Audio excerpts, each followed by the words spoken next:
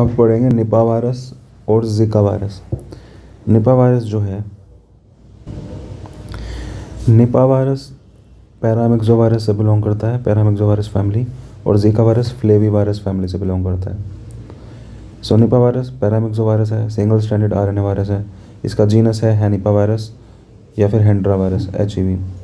Naturally occurs in bats, bats में, pigs में, horses में और डॉग्स में नेचुरली पाया जाता है। Death rate is 40 to 70%। Incubation period is 4 to 14 days. First case was reported in Malaysia, mainly in people who worked in pig farms.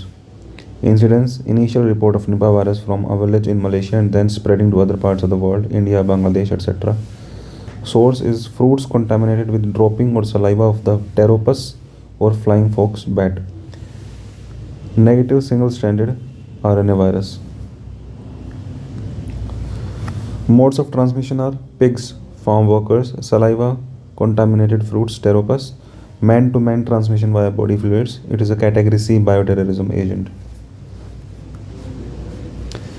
Clinical manifestation: initially there will be fever, headache, dizziness, altered sensorium are initial symptoms seen on day 1 of the illness, and progression is very fast within 4 days. Other symptoms which are reported are altered sensorium, coma, GCS score less than 8, myoclonic jerk will be there, seizures and hallucinations. Respiratory symptoms will be respiratory distress, cough and ARDS. For cough will be serum IgM capture EIA from Nipah virus or Hendra virus, IgG indirect EIA for Nipah virus, Hendra virus. Lumbar puncture CSF reverse transcriptase PCR, RT-PCR. MRI head punctate hyperdensities, head का MRI करेंगे तो punctate hyperdensities दिखेंगी। Vasculitis is a manifestation of disease. क्या होता है कि Nipah virus के कारण वेस्कुलाइटिस होता है और उस वेस्कुलाइटिस के कारण माइक्रो इन्फॉक्शंस होते हैं ब्रेन में, ठीक है, और वो दिखता है पंक्टेट हाइपरडेंसिटीज़ की तरह MRI में, हेड के MRI में। Nipah virus causes vasculitis which causes micro infarctions in the brain, leads to punctate hyperdensities in MRI of the head. Management में इसकी कोई वैक्सीन नहीं है, कोई ट्रीटमेंट नहीं है। कुछ इम्प्रूवमेंट देखी गई है रिबाविरिन के साथ, ठीक है। और अभी करंटली फेज़ 1 ट्रायल में है M102.4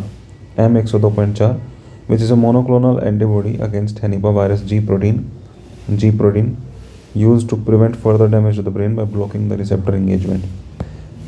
M102.4. Zika virus, it is a single-stranded RNA virus, flavivirus family. Cases reported first in 2016. It was reported in Rio, Brazil. Children born in 2016 had microcephaly, which is neurological sequelae, where the mother developed Zika virus infection in pregnancy. तो mother में अगर Zika virus हो गया pregnancy के दौरान तो उसके बच्चे में माइक्रोसेफेली देखने को मिला, जीका वायरस।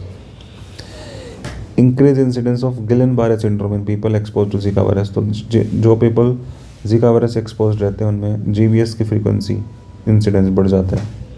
इंक्यूबेशन पीरियड 3 से 12 दिन होता है। फीवर जो है वो 2 से 7 दिन लास्ट करता है। Transmission is by Aedes aegypti which is present at more than 2000 metre altitude and sexual transmission is also seen man to man. Aedes aegypti and sexual transmission. Clinical features are fever और retro orbital pain और arthralgia, mainly small joints of the hands, ठीक है। Fever रहता है, retro orbital pen रहता है और arthralgia रहता है स्मॉल जॉइंट्स में हैंड्स का। रैश रहता है पाम्स पे, चेस्ट पे और ट्रंक पे throughout the fever. Conjunctivitis रहता है और it's a self limiting illness. Infant में माइक्रोसेफेली देखने को मिलती है। Head circumference becomes less than -3 standard deviation.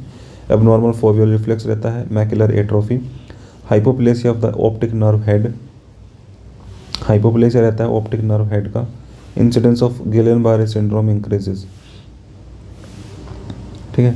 तो इन्फेंट में ऑप्टिक नर्व का हेड जो है हाइपोप्लेसिया हो जाएगा, मैकुलर एट्रोफी हो जाएगी, अबनॉर्मल फोवियल रिफ्लेक्स, ये हो गए आँख के symptoms.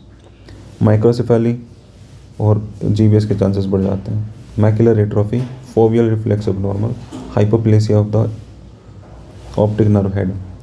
Then Brighton criteria for diagnosis of GBS के डायग्नोसिस के लिए ब्रिगटन क्राइटेरिया होता है, जिसमें क्या क्या होता है: ascending flaccid symmetric paralysis, distal areflexia, knee and ankle jerk reflex will disappear, 12 hours to 28 day progression, electrodiagnostic test, F reflex जो है उसकी लेटेंसी बढ़ जाती है, nerve conduction velocity, टेस्ट करते हैं इलेक्ट्रोडायग्नोस्टिक टेस्ट में। लंबर पंक्चर में एल्ब्यूमिन और साइटोलॉजिकल डिसोसिएशन देखने को मिलता है, मतलब कि एल्ब्यूमिन तो बड़ा रहता है CSF में, और सेल्स जो है वो इतनी नहीं बढ़ती, मतलब WBCs इतनी नहीं बढ़ती, लेकिन एल्ब्यूमिन बढ़ गया, ठीक है, तो CSF में। यह है Brighton criteria.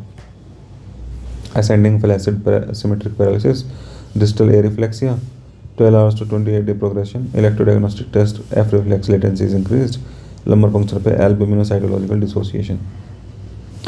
Then workup of the Zika virus patient, investigation of choice is urine assay, urine triplex PCR is done. Triplex PCR मतलब RRT PCR, combination of real time and reverse transcriptase PCR. Then blood sample पे RT-PCR, ELISA IgM Zika demonstrated on lives more than 7 days. Pregnant female में serial USG ज़रूरी है माइक्रोसेफाली को detect करने के लिए। Amniocentesis भी करा जाता है। ट्रीटमेंट कोई डेफिनेट मैनेजमेंट नहीं है, कोई वैक्सीन नहीं है।